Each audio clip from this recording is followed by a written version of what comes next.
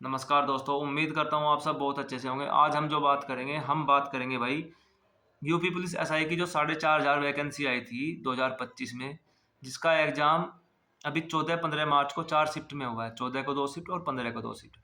इसमें आपका final selection कितने क्वेश्चन पर हो जाएगा, हम सिर्फ इस बारे में बात करेंगे।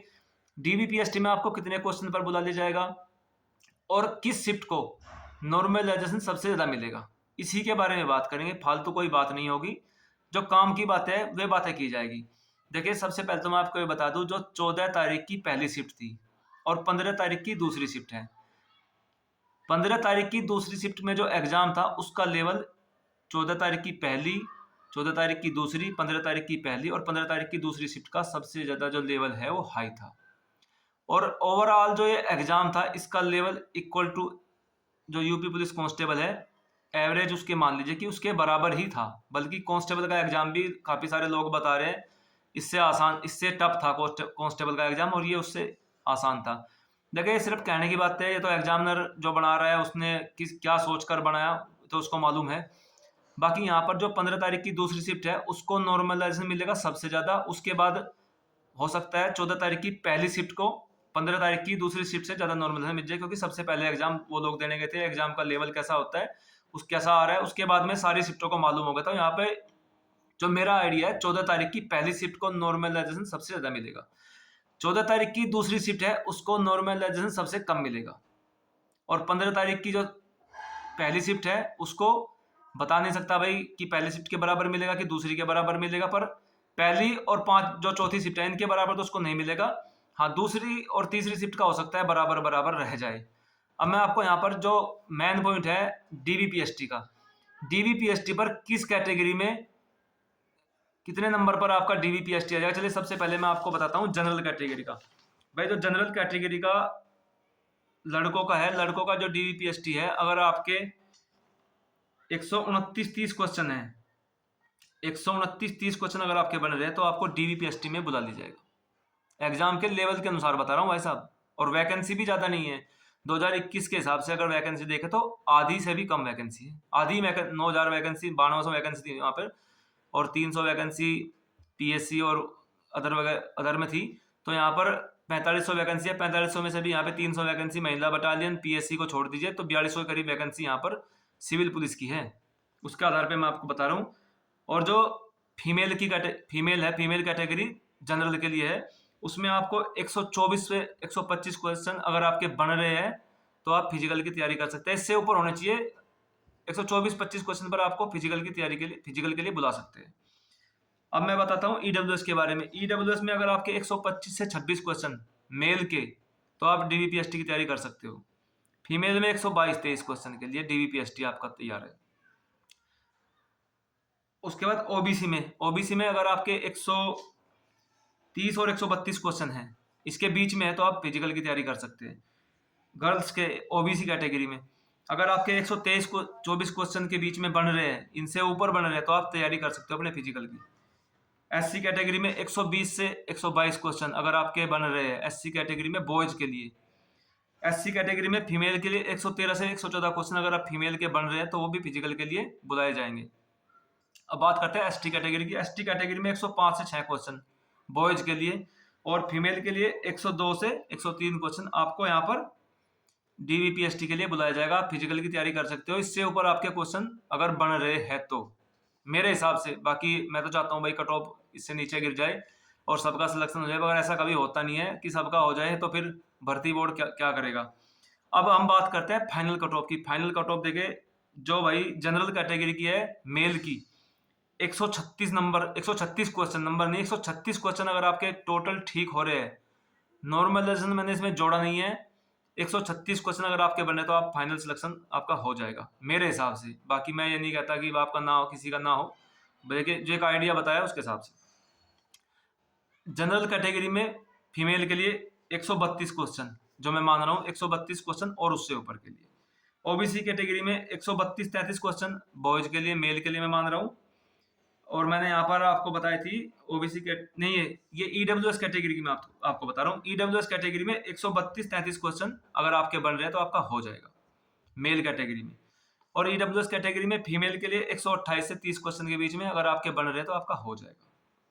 अब बात करते हैं ओबीसी कैटेगरी में। ओबीसी कैटेगरी में अगर बॉयज आप है, मेल है, तो आपको 133 और 134 के बीच में अगर आपके बिल्कुल बन रहे हैं नॉर्मल एडजस्टमेंट को छोड़कर, तो आपका सिलेक्शन यहाँ पर हो जाएगा।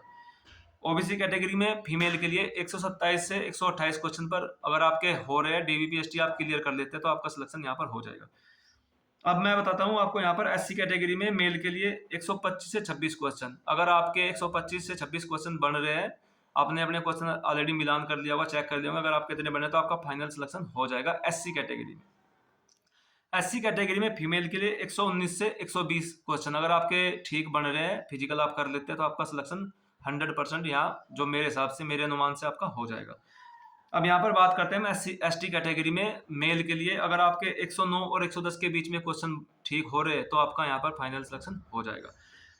और एसटी कैटेगरी में फीमेल के लिए 106 से 107 क्वेश्चन अगर आपके ठीक है बिल्कुल, तो आपका यहाँ पर फाइनल सिलेक्शन हो जाएगा।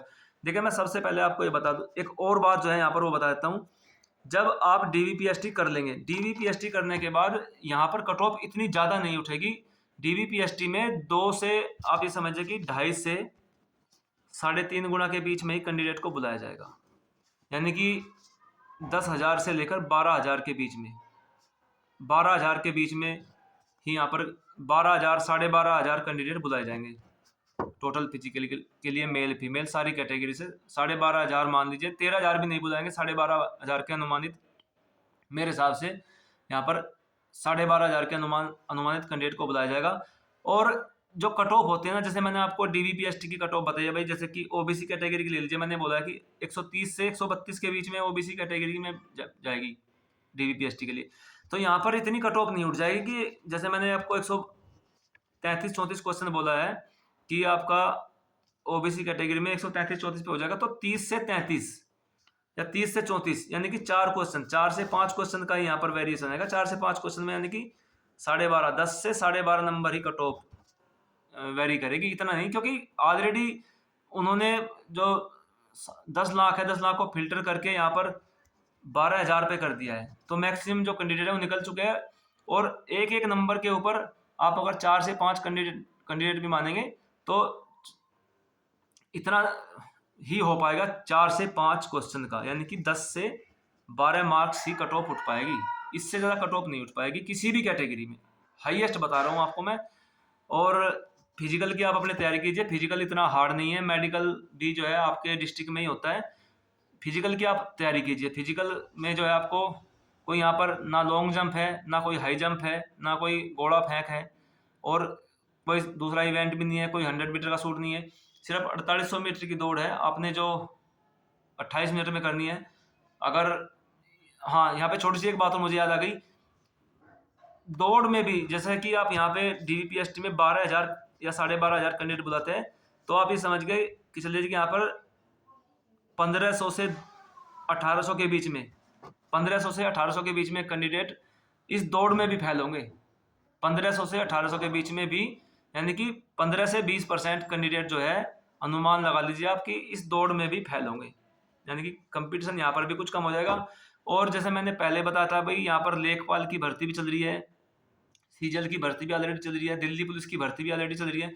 तो कुछ कैंडिडेट क्या ना, यूपी पुलिस को छोड़कर जो यूपी बॉर्डर के आसपास है, मतलब दिल्ली बॉर्डर के आसपास है, वो दिल्ली पुलिस भले ही कांस्टेबल में ज्वाइन करना चाहिए, क्योंकि दिल्ली पुलिस कांस्टेबल उनको अच्छा लगता है, हेड कांस्टेबल मिनिस्ट्रियल में आ जाए, किसी का सीजल में आ जाए, इनकम टैक्स इंस्पेक्टर कोई बनता है, कोई एक्साइज में बनता है, कोई टैक्स असिस्टेंट बनता है, तो लोग उन यूपी पुलिस की जो पेमेंट है उस और सेंट्रल गवर्नमेंट की जो पेमेंट है उस वेरिएशन को देखकर भी लोग वहां पर चले जाते हैं।